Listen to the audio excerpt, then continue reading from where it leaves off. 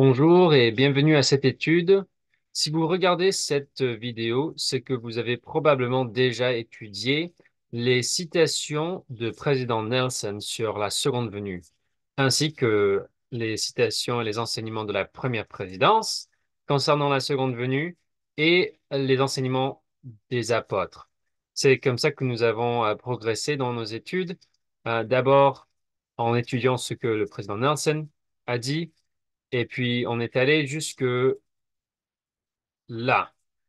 Dans le document, si vous avez déjà téléchargé le document, vous pouvez changer de page ici en bas. Et ça, c'est la quatrième page, si tu ne comptes pas la table des matières.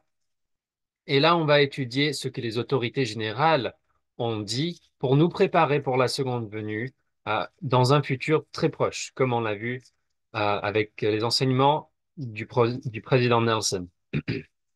D'abord, je voulais partager avec vous une citation de 2016. La sœur Bonnie L. Oscarson a dit aux sœurs, nous vivons dans des temps périlleux. La situation de notre époque ne devrait pas nous surprendre. Elle est prédite depuis des millénaires pour nous exhorter et nous avertir afin que nous puissions être préparés. Le huitième chapitre de Mormon donne une description d'une exactitude déconcertante de la situation de notre époque. Dans ce chapitre, Moroni dit qu'il a vu notre époque et qu'elle se caractérise par des guerres et des bruits de guerre, de grandes pollutions, des meurtres, des vols et des gens qui nous disent qu'il n'y a ni bien ni mal aux yeux de Dieu. Il décrit des personnes qui sont remplies d'orgueil, absorbées par l'envie de porter des vêtements coûteux et qui se moquent de la religion. Il voit des gens obsédés par les choses du monde au point de laisser les nécessiteux, les nus, les malades et les affligés passer à côté d'eux sans les remarquer. À nous, qui vivons à cette époque, Moroni pose une question qui pousse à l'introspection. Il dit, pourquoi avez-vous honte de prendre sur vous le nom du Christ? Cette accusation décrit avec exactitude la situation de plus en plus profane de notre monde.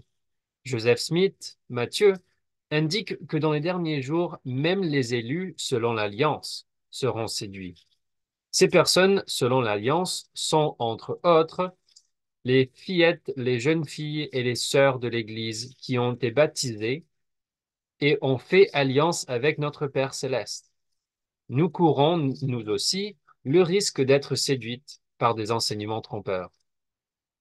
Alors, elle nous décrit nos jours en utilisant les paroles de Mormon. Et honnêtement, si vous relisez ces chapitres que Mormon a écrits, il nous adresse, nous qui lisons le livre de Mormon dans les derniers jours. Elle répète, comme l'a enseigné les apôtres, la première présidence et le président Nelson, que nous sommes dans les derniers jours, des jours qui sont prédits dans les Écritures. Alors, si les Écritures nous donnent des prophéties concernant nos jours, tu devrais pouvoir lire partout dans les Écritures sur notre présent. Et c'est exactement ça, ce qu'on dit. Alors, si vous n'avez pas encore fait cette étude, je vous encourage, lisez les Écritures, concentrez-vous vraiment et vous verrez que quand on parle des derniers jours dans les Écritures, d'abord, on en parle beaucoup dans les Écritures et vous allez aussi voir, comme la sœur Oscarson l'a souligné, que on parle de exactement ce que nous voyons dans le monde aujourd'hui. Ici, elle a aussi dit, je témoigne que le Seigneur nous a bénis, nous les femmes qui vivons à cette époque périlleuse, et en nous donnant tous le pouvoir, don et force dont nous avons besoin pour préparer le monde à la seconde venue du Seigneur Jésus-Christ. Je prie pour que nous puissions toutes voir notre vrai potentiel et nous élever pour devenir les femmes de foi et de courage que notre Père céleste veut que nous soyons. Encore, elle répète ce que le président Nelson dit depuis des années, que c'est notre devoir de préparer le monde à la seconde venue du Seigneur Jésus-Christ. Quand nous entendons le même message répété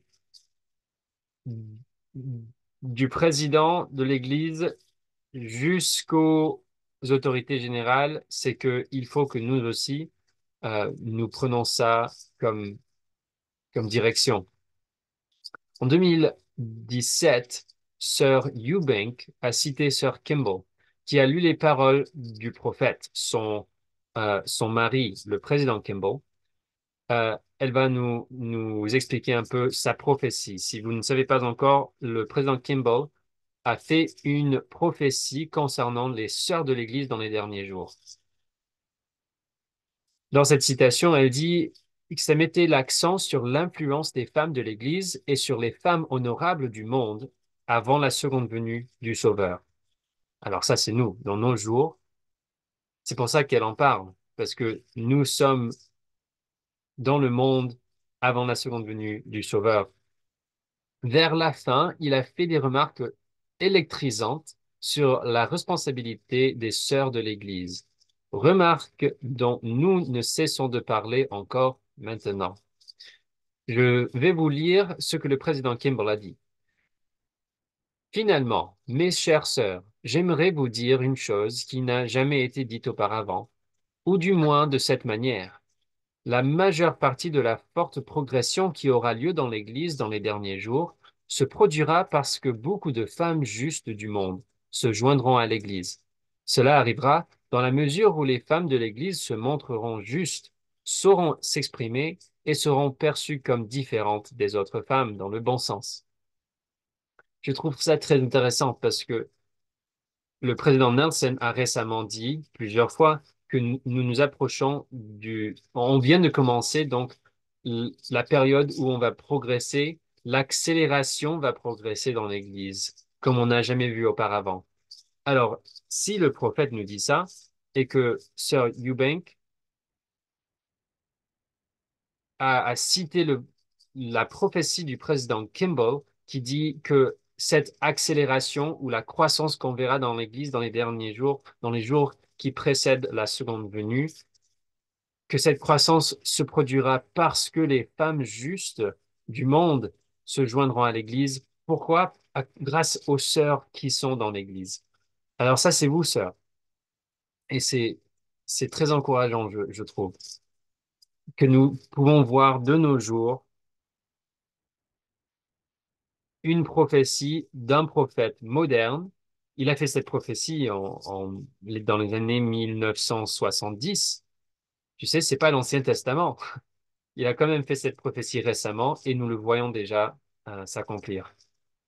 2018, Jean B. Bingham a dit quelle merveilleuse bénédiction que de vivre à une époque de révélation continue émanant de Dieu, tandis que nous attendons avec impatience et accueillons le rassemblement de toutes choses qui a commencé et continuera de se dérouler au fil des événements prophétisés sur notre époque. Nous sommes préparés pour la seconde venue du Sauveur. Je trouve ça intéressant que plusieurs sœurs dirigeantes dans l'Église ont répété cette même chose aux sœurs concernant la seconde venue et la croissance de l'Église, même avant que le président Nelson devienne président. Là, en avril 2018, maintenant, c'est là où le président Nelson est, était le président déjà. C'était en 2018 qu'il a été appelé. Et là, la sœur Bingham dit, quelle merveilleuse bénédiction que de vivre à une époque de révélation continue émanant de Dieu, tandis que nous attendons avec impatience et accueillons le rétablissement de toutes choses, qui a commencé et continuera de dérouler au fil des événements prophétisés sur notre époque. Nous sommes préparés pour la seconde venue du Sauveur. Alors, elle parle de préparer pour la seconde venue, et ça, c'est la première conférence générale que le président Nelson était président. En octobre de cette année, Elder Bowen a dit, dans l'introduction du livre de Mormon, on lit, Ceux qui obtiendront ce témoignage divin du Saint-Esprit sauront aussi par le même pouvoir que Jésus-Christ est le Sauveur du monde, que Joseph Smith est son révélateur et son prophète en ces derniers jours, et que l'Église de Jésus-Christ des saints des derniers jours est le royaume du Seigneur établi de nouveau sur la terre pour préparer la seconde venue du Messie. Je trouve ça important parce que il aurait pu citer n'importe quelle partie de l'introduction du livre de Mormon. Mais là, il se concentre sur la partie qui nous dit que le livre de Mormon prouve que Joseph Smith était un vrai prophète appelé par Dieu parce que le livre de Mormon est la parole de Dieu. Et si ça c'est vrai, alors l'Église de Jésus-Christ des saints des derniers jours est le royaume du Seigneur sur la terre. Et si vous étudiez et relisez ce que les Écritures disent sur le royaume de Dieu, c'est que ce royaume va être donné à Jésus-Christ quand il revient. Alors, le royaume doit être préparé avant qu'il ne vienne. Et là, nous nous faisons grandir le royaume du Seigneur qui a été établi par Joseph Smith afin de préparer la seconde venue du Messie, parce que l'un doit précéder l'autre. En avril 2019, Kim B. Clark a dit: Nous sommes chargés par le Seigneur d'une œuvre inspirante.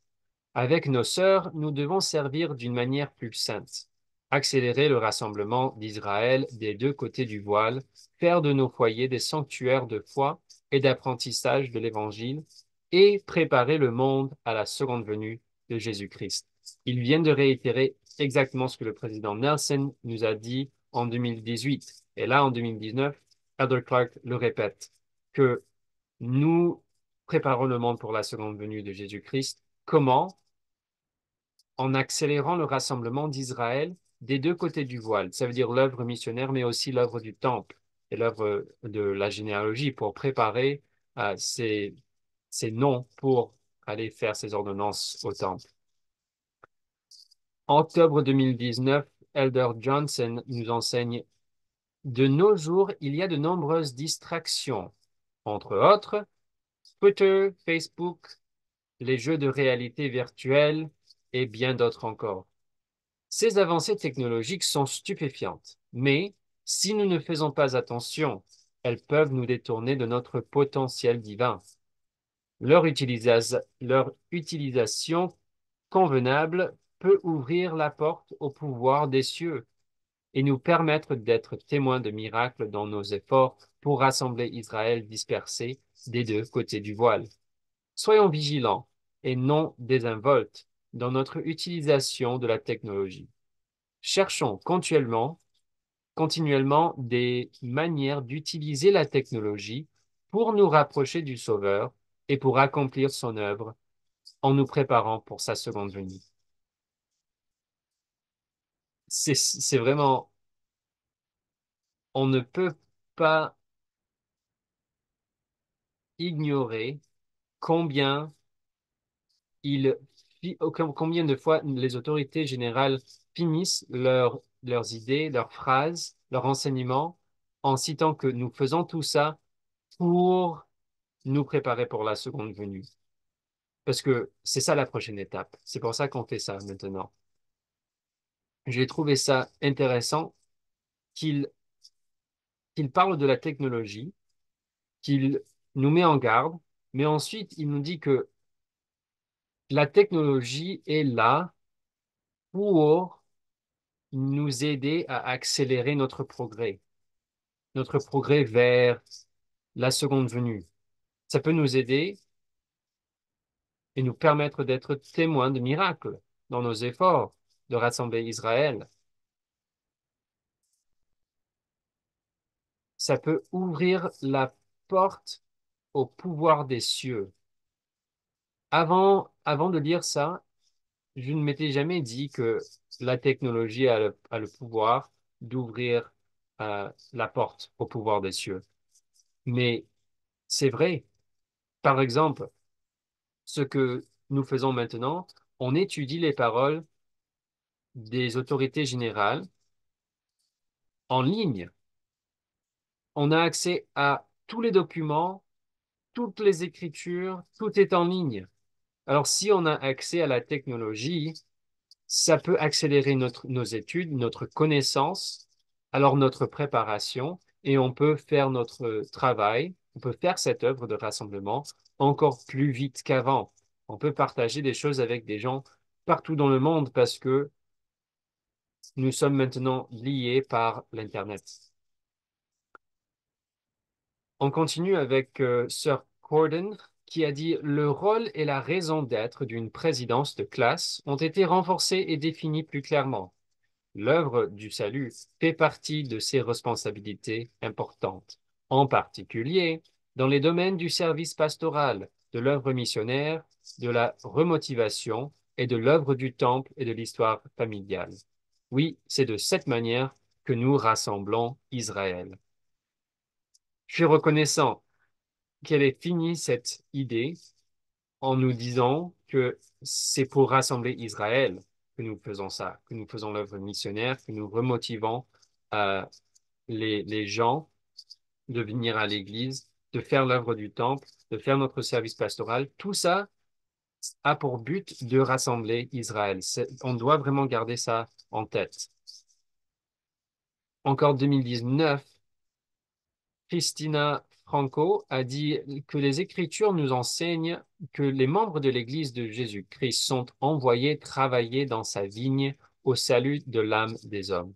Cette œuvre de salut comprend l'œuvre missionnaire par les membres, le maintien des convertis dans l'Église, la remotivation des membres non pratiquants, l'œuvre du temple et de l'histoire familiale, ainsi que l'enseignement de l'Évangile.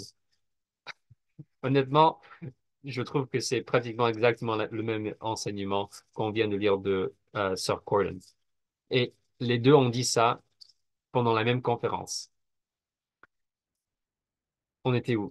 Mes chers amis, le Seigneur a besoin de nous pour rassembler Israël.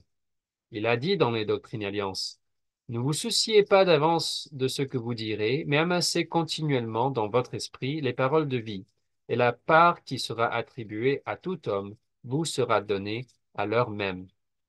En outre, il nous a fait cette promesse. Et si vous travaillez toute votre vie à appeler ce peuple au repentir, et que vous ne m'amenez ne fût-ce qu'une seule âme, comme votre joie sera grande avec elle dans le royaume de mon Père. Or, si votre joie est grande avec cette seule âme que vous m'aurez amenée dans le royaume de mon Père, comment elle sera grande si vous m'en amenez beaucoup? C'est encourageant comme appel, parce que elle nous donne la perspective éternelle de ce que nous faisons maintenant en rassemblant Israël. Tout le monde que vous aidez à rassembler, à entrer dans le royaume de Dieu, tu seras avec cette personne pour l'éternité, parce que vous allez tous les deux garder vos alliances. Octobre 2019, Hans Boom a dit: Dans ce même climat, nous apprenons que nous sommes vraiment, qui nous sommes vraiment, et quel sera notre rôle dans ce dernier chapitre de l'histoire du monde. On est dans le dernier chapitre de l'histoire du monde alors, avant la seconde venue du Sauveur. Encore une fois, qu'est-ce qu'on attend maintenant? Rien que la seconde venue du Sauveur. Si vous vous demandez quel sera votre rôle, je vous invite à trouver un endroit où vous pouvez être seul et à demander à notre Père céleste de vous révéler quel rôle jouer. Le président Nelson nous a fait nous a invité de faire la même chose. Trouvez un endroit où vous pouvez être seul afin de prier. Le président Nelson a dit que nous devons prier notre Père céleste pour lui demander quel est notre rôle personnel à jouer dans cette grande œuvre. Et là, Elder Boone nous dit la même chose. Octobre 2019, Elder Owen a enseigné euh, Jeunes saints des jours, j'en ai rencontré beaucoup d'entre vous qui sont brillants, forts et fidèles. Il parle aux jeunes. Vous savez que vous êtes fils et filles de Dieu et qu'il a une œuvre à vous faire accomplir. Vous aimez Dieu de tout votre cœur, de tout votre pouvoir et de tout votre esprit et de toutes vos forces. Vous gardez vos alliances et servez les autres en commençant chez vous. Vous exercez votre foi.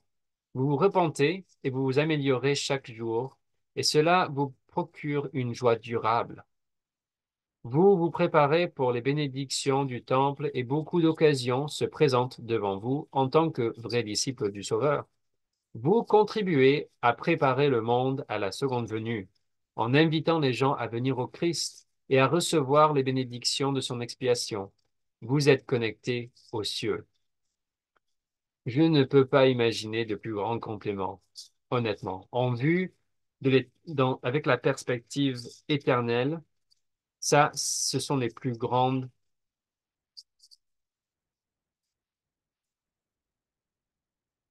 Et il parle de nos jeunes comme s'ils faisaient tout ce que le prophète leur dit de faire. Mais je trouve que c'est ça. Ils sont nombreux, cette génération de jeunes. Et si vous vous croyez un peu trop vieux pour faire partie de cette génération qui va accueillir le Sauveur, je vous invite de relire ces citations du président Nelson, de la première présidence des apôtres et des autorités générales, parce qu'ils parlent tous de la seconde venue comme étant très proche. Avril 2020, Elder Holmes a dit: Frères et sœurs, quelle époque merveilleuse nous vivons. Tandis que nous célébrons le début du rétablissement, il convient également de célébrer la poursuite de ce rétablissement dont nous sommes témoins. Je me réjouis avec vous de vivre à cette époque. Alors, il parle de la poursuite de ce rétablissement. Nous témoignons cette poursuite. Ça veut dire que le rétablissement n'est pas fini. Et le président Nelson nous a dit ça en 2019 et en 2020. Et c'est pour ça qu'en avril 2020, à la conférence générale, Elder Holmes l'a répété comme ça. Si on n'a pas entendu la première fois, il nous donne une seconde chance d'entendre que le rétablissement continue et qu'il y a des changements qu'on devrait attendre. Et si vous pensez à tous les changements qu'on a vus, le président Nelson est en train de rétablir plein de choses. L'Église a changé plusieurs choses depuis 2020, seulement, ça fait seulement quelques années. En 2020, la sœur Bingham nous a dit: Sommes-nous prêts? Nous efforcerons-nous de surmonter les préjugés culturels et à la place d'adopter des modèles et pratiques divins basés sur un fondement doctrinal? Le président Nelson nous invite à marcher ensemble dans cette œuvre sacrée afin de contribuer ensemble à préparer le monde pour la seconde venue du Seigneur. Ce faisant, nous apprendrons à apprécier les contributions de chacun et augmenterons l'efficacité avec laquelle nous remplissons notre rôle divin. Nous connaîtrons une joie plus grande que puis la fin, nous connaîtrons une joie plus grande que ce que nous avons jamais connu. Alors, elle nous promet encore de l'accélération dans le rassemblement d'Israël pour, pour préparer le monde pour la seconde venue du Seigneur. C'est une phrase qu'ils utilisent, ils le répètent avec exactement les mêmes mots, parce que c'est comme ça que le prophète l'a dit. Et c'est comme ça qu'on sait qu'ils sont unis dans cette œuvre, les autorités générales, avec les apôtres et les prophètes. Ils disent la même chose. Sir Joy D. Jones, en 2020, a cité le président Kimball encore. Le président Kimball a déclaré: Être une femme juste pendant cette période finale de la Terre, avant la seconde venue de notre Sauveur, est un appel d'une grande noblesse. La force et l'influence d'une femme juste à notre époque peuvent être 10 fois ce qu'elles seraient à une époque plus tranquille. C'est un lien important parce qu'on ne fait pas ce lien souvent. Mais ce que le président Kimball, le prophète, vient de dire, c'est que notre influence peut être plus grande grâce au fait que nous vivons dans un monde qui est troublé. Pourquoi? Pourquoi ça? Ben, c'est parce que les gens, quand ils sont trop à l'aise, ils ne s'humilient pas autant. Ils ne cherchent pas Dieu autant que pendant les moments difficiles. Alors, on devrait prendre ça comme une opportunité. Et c'est pour ça que le président Nelson dit que nous allons accélérer, l'œuvre va accélérer, parce que les gens dans le monde, ceux autour de nous, peut-être que nous pensons maintenant qu'on ne croit pas qu'ils vont vraiment chercher Dieu un jour. Ça va nous surprendre parce que le monde devient de plus en plus troublé et les gens vont devoir s'humilier de plus en plus devant toute cette incertitude. OK, en 2021, là, on est déjà en 2021, on étudie ce que Elder Walker a enseigné. Le rétablissement de la plénitude de l'évangile de Jésus-Christ, la réorganisation de l'Église vivante du Seigneur sur terre et sa croissance remarquable ont donné accès aux bénédictions de la prêtrise partout dans le monde. Les ordonnances et les alliances sacrées qui nous lient à Dieu et nous placent sur le chemin des alliances manifestent clairement le pouvoir de la divinité.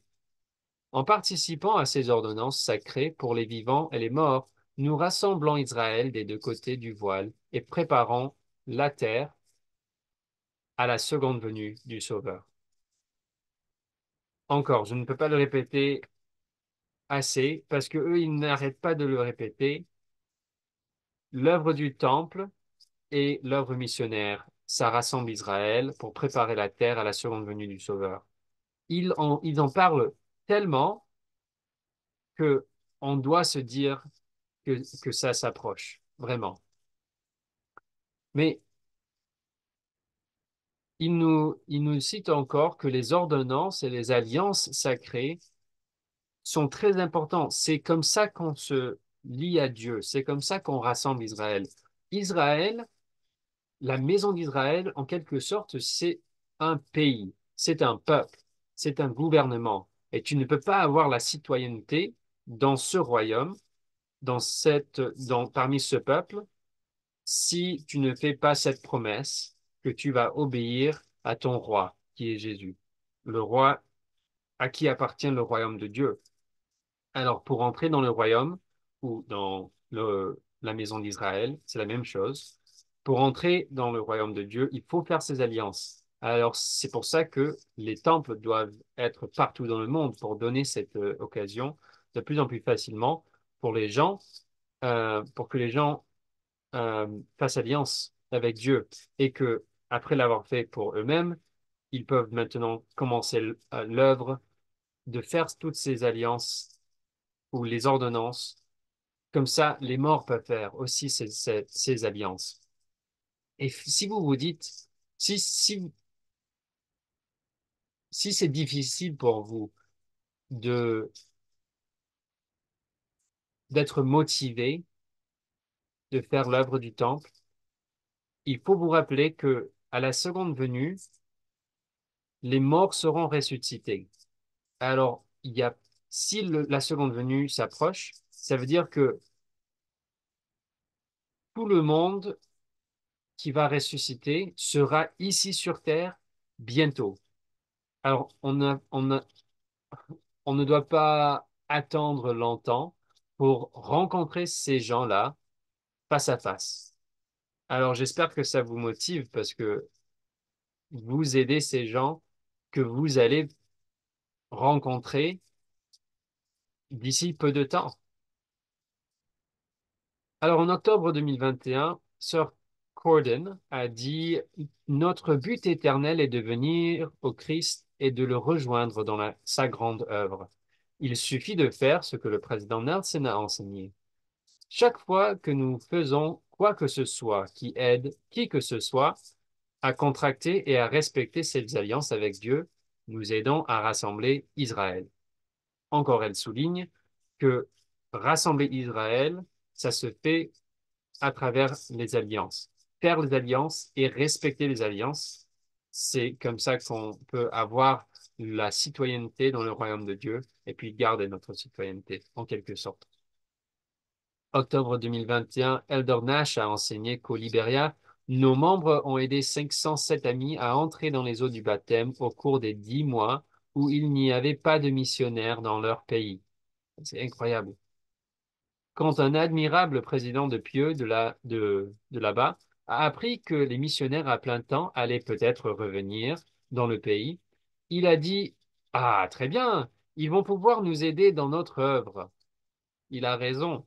Le rassemblement d'Israël, la plus grande cause sur cette terre, est notre responsabilité, de par les alliances que nous avons contractées. C'est à notre tour de servir. Mon invitation aujourd'hui est simple. Faites connaître l'Évangile. Soyez vous-même et élevez la lumière. Priez pour recevoir l'aide des cieux et suivez les impressions spirituelles que vous recevez. Faites part des expériences de votre vie de manière normale et naturelle et invitez une personne à venir et voir, à venir et aider et à venir et rester. Quand nous invitons donc les gens à venir dans le royaume de Dieu, il faut d'abord que nous vivons l'évangile, comme ça ils peuvent nous regarder et voir ce que c'est d'être un citoyen de ce royaume. Ils vont voir que nous vivons et que nous respectons les lois de ce pays, les lois de notre roi. Alors, comme dans tout pays ou gouvernement, il y a des lois, et, mais la différence, c'est que dans le royaume de Dieu,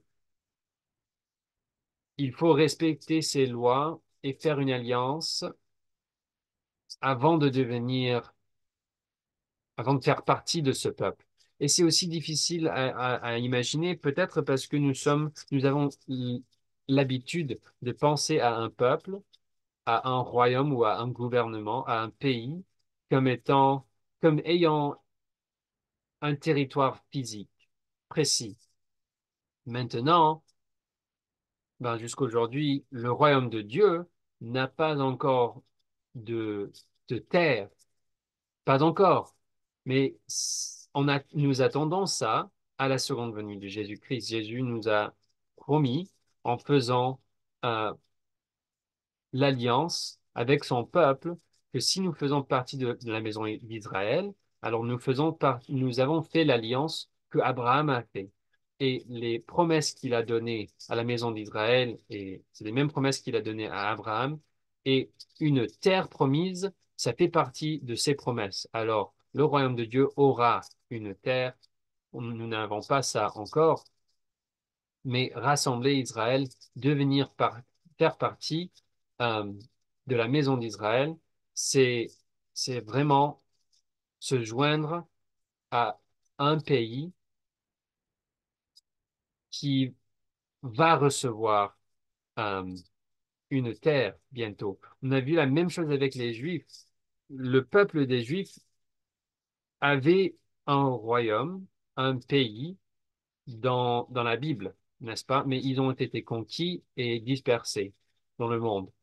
Ils ont reçu une terre et ils ont formé un pays dans les années 1900. C'était la 1900. Bon, ils ont commencé à se rassembler 1917, n'est-ce pas? Mais entre 1917 et dans les années 1960, ils ont recréé officiellement leur pays. Et c'est un bon exemple de ce qui va arriver euh, pour le royaume de Dieu. Au retour de Jésus-Christ, il va nous donner une terre et là, on va former un gouvernement, un pays. Alors, j'espère que ça vous aide à garder cette perspective, que ça va arriver et c'est pas loin dans le futur. Sinon, le prophète ne parlerait pas comme ça.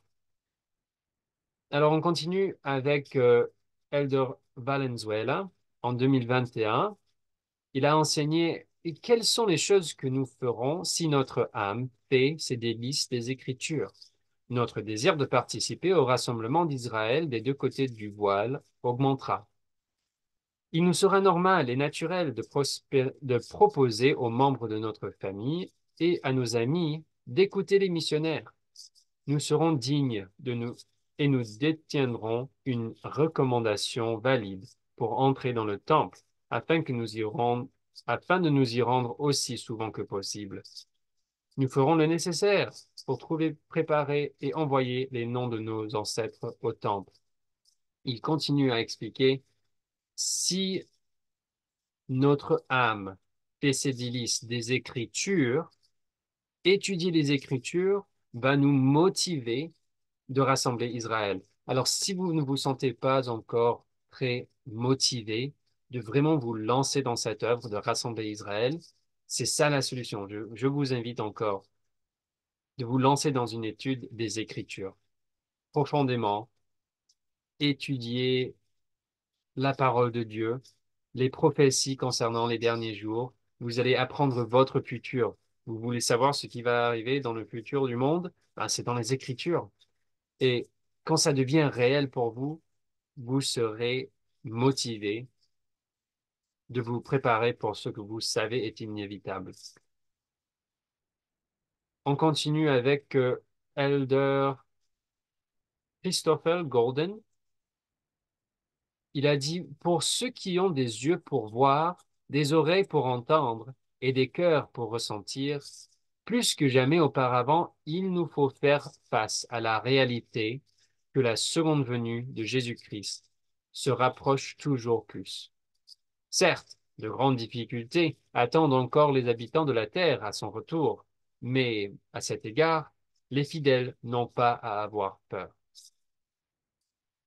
Alors pour réitérer ce que j'ai dit, plus que jamais, il faut faire face à la réalité de la seconde venue. Jésus revient. Il faut vous le dire comme ça. Jésus revient, c'est réel, il faut y croire. Dans notre préparation à la seconde venue de Jésus-Christ, j'apporte un message essentiel et réconfortant pour les fidèles, tiré du livre de Mormon, livre du prophète Amos dans l'Ancien Testament, pardon, car le Seigneur l'Éternel ne fait rien sans avoir révélé son secret à ses serviteurs, les prophètes. Dans ce même esprit, le prophète du Seigneur sur la terre aujourd'hui, le président Nelson, nous a donné récemment ce conseil inspiré. L'évangile de Jésus-Christ est un évangile de repentance. Réfléchissons à ça parce que les Écritures sont pleines d'histoires qui disent exactement ce que l'elder Christopherson Golden vient de dire. Jésus revient bientôt, le prophète vivant nous donne un message, et c'est quoi le message? De nous repentir. Sinon, qu'est-ce qui va arriver? Ben, c'est la destruction, c'est la punition. C'est comme ça que ça se répète dans les Écritures encore et encore. Le prophète prêche au peuple, le repentir, parce que sinon, il y a un grand événement qui va venir. Si ce n'est pas la destruction, c'est Jésus qui va venir pour sa première fois, et dans notre cas, c'est Jésus qui va venir pour la seconde fois. Mais c'est le même message que les prophètes de tous les temps ont donné. Et notre prophète aujourd'hui, président Nelson, fait la même chose. Avril 2022, nous sommes en 2022 maintenant, dans notre étude, sœur Rebecca L. Craven nous a enseigné que le président Nelson a enseigné ceci. Donc, elle cite le prophète. Avec le Saint-Esprit pour compagnon, vous pouvez voir au-delà de la culture de la célébrité qui s'est abattue sur notre société. Vous pouvez être plus intelligent que ne l'ont été les générations précédentes. Montrez l'exemple au reste du monde. Il faut faire des efforts pour rester concentré sur ce qui est vraiment essentiel pour obtenir une joie durable. Satan aimerait tellement nous faire perdre nos valeurs éternelles, nous amenant à gaspiller notre temps précieux, nos talents ou notre force spirituelle. pour des choses sans importance. J'invite chacun de nous à réfléchir dans un esprit à ce qui nous détourne de ce qui est important, de ce qui importe le plus. C'est très utile de faire cet exercice mental. Qu'est-ce qui est vraiment le plus important? Ben, selon Jésus et selon le prophète, l'œuvre qui est le plus important dans le monde aujourd'hui, c'est rassembler Israël. Et c'est pour ça qu'il nous met en garde contre la culture de la célébrité qui s'est abattue sur notre société. Une culture où nous sommes tentés de regarder ou de passer notre temps à regarder les célébrités, euh, qui est le moins connu, qui est le plus fort dans le sport, qui a le plus de pouvoir dans les gouvernements, dans le monde. Tout ça, c'est pas important, c'est ce qu'ils nous disent. Il faut que nous montrons l'exemple au reste du monde en nous concentrant sur ce qui est vraiment important. Et ça va peut-être vous étonner combien ça va vous demander de sacrifier. Des choses qui vous intéressent, des choses qui ont toujours été normales de discuter parmi tes amis ou ta famille, les préoccupations des gens qui vous entourent. Ils se concentrent sur des choses qui en réalité ne sont pas importantes en vue du rassemblement de la maison d'Israël pour préparer la seconde venue, pour vraiment faire des sacrifices. Je vois de mieux en mieux, de plus en plus clair, combien la loi de sacrifice est essentielle pour nous séparer du monde. Ça demande beaucoup. Mais si nous ne sommes pas tentés, si nous aimons un peu trop vivre dans le monde et faire partie de ce monde, ben ça va nous décevoir d'entendre que le monde va changer parce qu'on aime le monde comme c'est, comme il est. Mais si vous êtes, si vous avez foi en Jésus et qu'il va revenir, vous ne devriez pas trop aimer ce monde dans lequel nous vivons. En 2022 encore, Sir Bingham enseigne aux sœurs: quelle joie de nous réunir dans cette assemblée mondiale de femmes. En tant que femmes qui contractent et respectent des alliances avec Dieu, nous sommes liés par des liens spirituels qui nous aident à relever les défis de notre époque et nous préparent à la seconde venue de Jésus-Christ. Le respect de ces alliances nous permet d'être des femmes d'influence qui conduisent d'autres personnes vers le Sauveur. En ses propres mots, elle vient de répéter ce que le prophète, le président Kimball, a prophétisé il y a quelques décennies, que nous avons des défis uniques pour notre époque, mais respecter nos alliances va permettre les femmes aujourd'hui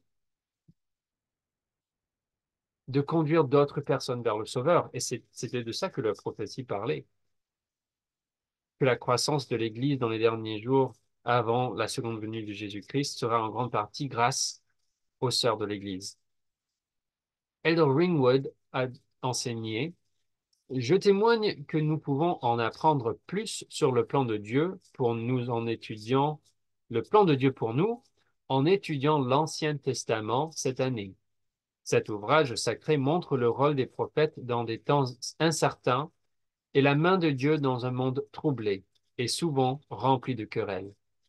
Il parle aussi d'humbles croyants qui attendaient fidèlement la venue de notre Sauveur, tout comme nous attendons sa seconde venue, avec impatience et nous préparons à son retour glorieux prophétisé depuis longtemps. Je trouve que beaucoup de membres de l'Église se concentrent tellement sur le livre de Mormon, sur les doctrines et alliances, surtout, je dirais, si ils ont toujours été membres de l'Église de Jésus-Christ, les saints des derniers jours, s'ils sont nés avec toutes ces écritures, nous avons la tendance de, de ne pas prioriser l'Ancien Testament. Mais si nous n'étudions pas l'Ancien Testament, il y a beaucoup de choses qu'on ne va pas comprendre. L'Ancien Testament, en fait, nous prépare pour la seconde venue de Jésus-Christ. Et si vous vous dites que l'Ancien Testament ne peut pas nous préparer autant que le livre de Mormon, ben, c'est vrai qu'il y a des prophètes qui nous ont dit que, par exemple Joseph Smith, que le livre de Mormon est le livre le plus correct, n'est-ce pas? Mais quand même, l'Ancien Testament est grand et nous donne des informations qui ne sont pas citées ailleurs. Et il nous donne une perspective intéressante que ces gens qui vivaient dans l'Ancien Testament, qui avaient des prophètes, se préparaient pour la venue de notre Sauveur. Et nous faisons la même chose. Nous, dans les derniers jours, nous attendons la venue de notre Sauveur. Ça sera sa seconde venue. Mais beaucoup de prophéties dans l'Ancien Testament nous parlent de nos jours. Et le jour où j'ai compris ça, j'ai vraiment, j'ai trouvé que j'avais une meilleure perspective ou une connaissance plus claire de ce que je devais attendre dans ces derniers jours qui précèdent la seconde venue. 2023, nous sommes maintenant en 2023. La conférence générale d'avril, Elder Allen D. Haney nous a enseigné que nous le voulions ou non, nous avons tous été choisis dans la vie prémortelle, selon certains critères, pour naître dans ces derniers jours. Deux réalités sont associées à ces derniers jours. La première est que l'Église du Christ sera rétablie sur la terre. La seconde est que les difficultés iront croissant. Les Écritures révèlent que dans les derniers jours, une grande tempête de grêle sera envoyée pour détruire les cultures de la terre. Il y aura des fléaux, des guerres et des bruits de guerre. Toute la terre sera en tumulte et l'iniquité abondera. Lorsque j'étais enfant, ces prophéties sur les derniers jours m'effrayaient et me poussaient à prier pour que la seconde venue n'ait pas lieu de mon vivant. Jusqu'à présent, j'ai été exaucé. Mais aujourd'hui même, même si les difficultés prophétisées sont certaines, je prie pour le contraire. Car lorsque le Christ reviendra pour régner, il pourra reposer toutes ses créations avec sécurité. Ça, c'est un message à tous ceux qui ont peur de la seconde venue. Vous n'êtes pas seul. On n'a pas hâte de vivre les jours difficiles, de voir toutes les prophéties terribles s'accomplir sur la terre de notre vivant. On ne sera pas content de voir tout ça. Et ça sera difficile. Et la vie est de plus en plus difficile. Être chrétien est de plus en plus difficile. Le monde est de plus en plus méchant. Ils ignorent Dieu de plus en plus. Alors sûrement,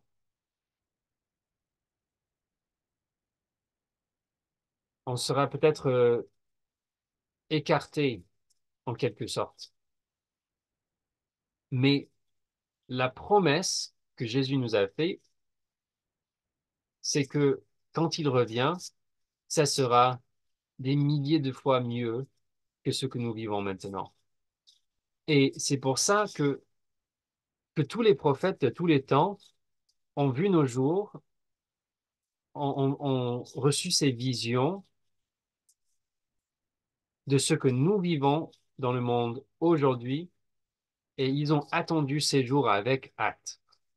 Et encore, on peut regarder le président Nelson, qui est optimiste, malgré tout ça, des difficultés, malgré le fait que les tumultes seront plus grands, plus dangereux que jamais dans les derniers jours. C'est une perspective intéressante, mais ça nous fera du bien de trouver cette perspective que le prophète a et que tous les prophètes avaient sur nos jours. OK. Alors, en octobre 2023, on est presque au présent là, Sœur Amy Wright nous a enseigné, au final, grâce à Jésus-Christ, tout ira bien. Grâce à une étude approfondie des doctrines et alliances, nous apprenons ce que tout ira bien signifie. Et en ce jour-là, où je viendrai dans ma gloire, la parabole que j'ai dite au sujet des 10 vierges sera accomplie. Car ceux qui sont sages ont reçu la vérité, ont pris l'Esprit Saint pour guide et n'ont pas été trompés. En vérité, je vous le dis, ils ne seront pas abattus ni jetés au feu, mais supporteront le jour. Jésus-Christ nous permet de supporter le jour. Supporter le jour ne signifie pas ajouter des tâches à une liste qui ne cesse de s'allonger. Pensez à une loupe. Son unique fonction n'est pas simplement d'agrandir les choses, elle rassemble et concentre également la lumière pour la rendre plus puissante. Nous devons simplifier, concentrer nos efforts et être rassembleurs de la lumière de Jésus-Christ. Nous avons besoin de plus d'expériences saintes et révélatrices. Je me suis demandé, est-ce que on devrait, comment chercher des expériences saintes et chercher des expériences révélatrices? Parce que ce qu'elle nous dit en quelque sorte, c'est que pour faire partie des 5 vierges qui étaient prêts à la venue du Seigneur, nous devons simplifier nos vies et nos efforts, concentrer nos efforts pour rassembler la lumière du Christ, rassembler Israël. Et pour faire ça, on a besoin de plus d'expériences saintes et révélatrices. Tout ce que vous pouvez faire pour inviter l'Esprit dans votre vie,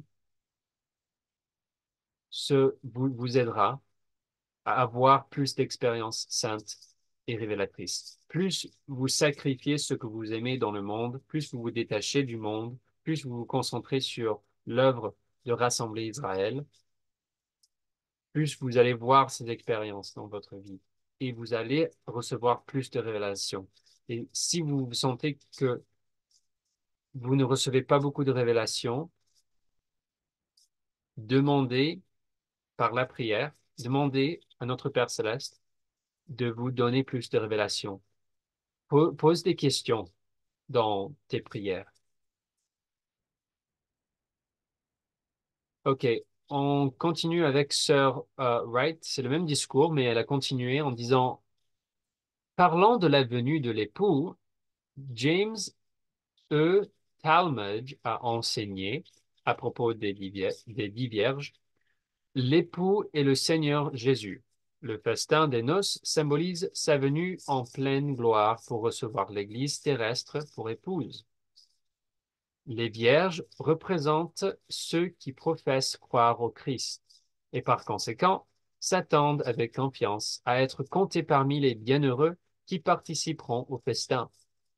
La lampe allumée que chacune des vierges portait est la profession extérieure de croyance et de pratique chrétienne. Dans les réserves d'huile des vierges sages, nous pouvons voir la force et l'abondance spirituelle que seule la diligence et la dévotion au service de Dieu peuvent assurer. Parlant de la venue de l'époux, Darlene H. Oaks a posé les questions suivantes, qui suscitent la réflexion. Et si le jour de la venue du Sauveur était demain, si nous savions que nous allions rencontrer le Seigneur demain, soit par notre mort prématurée, soit par sa venue inattendue, que ferions-nous aujourd'hui? J'ai appris par expérience personnelle que la préparation spirituelle à la venue du Seigneur est non seulement essentielle, mais aussi le seul moyen de trouver la paix et le bonheur véritable. Elle vient de nous donner la solution à tous ceux d'entre nous qui sont troublés par ce dans nos vies ou dans le monde. Le seul moyen de trouver la paix et le bonheur, c'est de nous préparer spirituellement pour la seconde venue du Seigneur. Vous pouvez chercher ailleurs, vous pouvez essayer de trouver d'autres sources de paix, vous pouvez vous préparer physiquement pour des troubles, pour des difficultés temporelles, Mais ce qu'elle nous dit, c'est que la paix ne viendra que quand nous nous préparons spirituellement pour la venue du Seigneur. Et c'est parce qu'à la fin, quand quand il revient, on ne pourra pas échapper, on ne pourra pas échapper les conséquences de l'infidélité au commandement. Il y aura nulle part sur la terre, il y aura aucune préparation physique ou temporelle qui pourra nous aider à éviter ou qui pourra nous épargner de la colère et de la punition de Dieu quand Jésus revient, parce qu'il va purifier le monde. Alors, la seule chose que nous pouvons faire pour s'assurer une place dans le monde que Jésus va créer après la purification du monde à sa venue, ça sera d'être digne d'y vivre, de vivre dans ce monde, de faire partie de son royaume. Et comment faire ça? Ben, préparer spirituellement en faisant l'œuvre du rassemblement d'Israël, de faire ce que Elder Talmage là a décrit comme, il a dit que c'est la profession extérieure de croyance et de pratique chrétienne. C'est comme ça qu'on se prépare. Alors, là, la dernière chose que je voulais lire avec vous, c'est un enseignement de Gary B. Sabin, octobre 2023. Alma a enseigné au peuple de son époque, car voici, je vous dis qu'il y a beaucoup de choses à venir, et voici, il y a une chose qui a plus d'importance qu'elles toutes. Car voici, le temps n'est pas très éloigné, où le Rédempteur vivra et viendra parmi son peuple. Cette déclaration est tout aussi importante pour nous aujourd'hui, alors que nous anticipons et préparons la seconde venue du Christ. C'est quand même incroyable combien il était direct. Il nous a dit clairement et directement que le temps n'est pas très éloigné où le Rédempteur vivra et viendra parmi son peuple. C'est qui son peuple? Son peuple, c'est les membres du royaume de Dieu, de l'Église de Jésus-Christ des saints des derniers jours, qui préparons sa venue. Le temps n'est pas très éloigné, il nous le dit. Et puis, nous anticipons et préparons la seconde venue du Christ. Oui, parce que le président Nelson nous le dit depuis quelques années maintenant. Mais d'ajouter cette écriture pour clarifier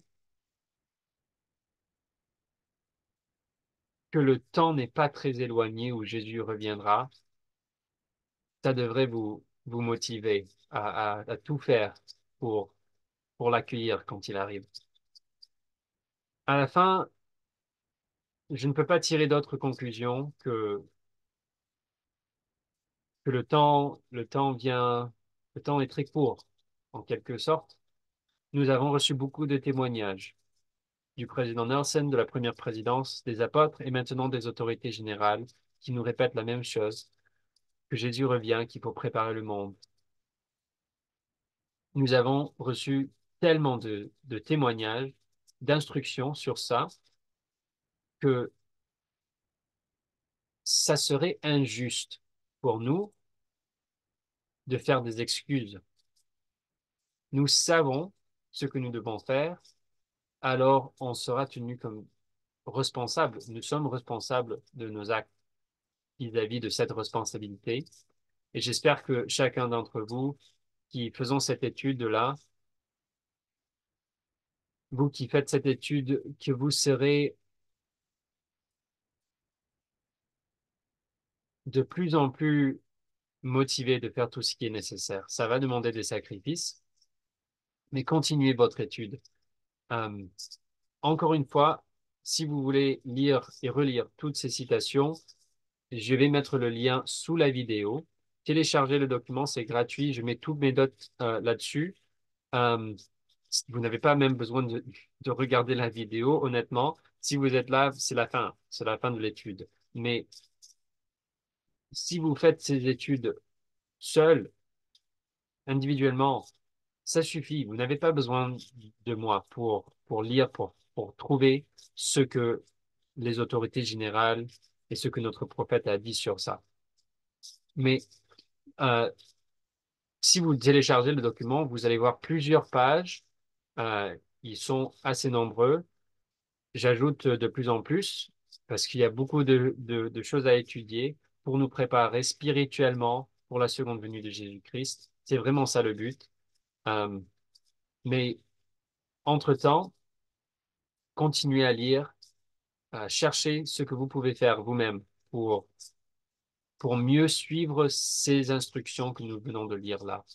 Et à la prochaine, nous allons continuer à étudier ce que, ce que nous pouvons attendre avant la seconde venue de Jésus. Il y a beaucoup de choses que les Écritures nous disent qu'on doit voir arriver avant sa seconde venue, des signes des temps en quelque sorte, mais ils étaient plus clairs et plus nombreux que ce que je croyais avant, avant de faire cette étude. Alors, euh, à la prochaine. Merci d'avoir resté jusqu'à la fin de cette étude. Bonne chance et bonne étude.